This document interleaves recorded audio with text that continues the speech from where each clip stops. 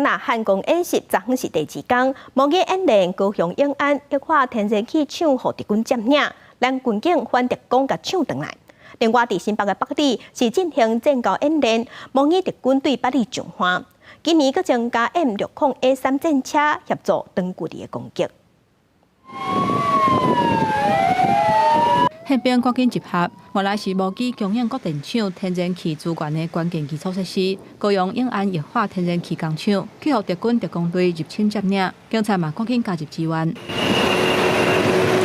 海军陆战队99旅兵力赶到位，做反敌工作战，直接甲敌人消灭，甲天然气工厂夺倒转来。汉光39号实兵操演第2天，金门模拟敌军为空中降落登陆，侵犯金门历史。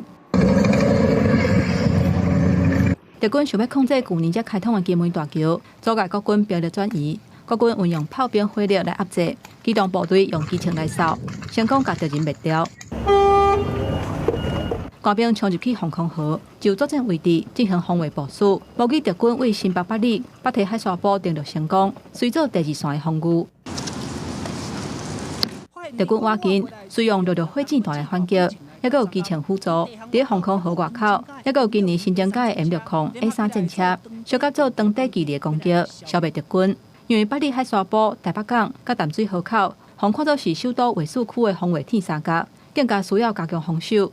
这个地方相对来说，它的沙滩还稍微浅平，非常适合攻击军在这个地方架设这个人工港，所以这些都是未来防卫这个防守守军在防守上需要去面对的问题。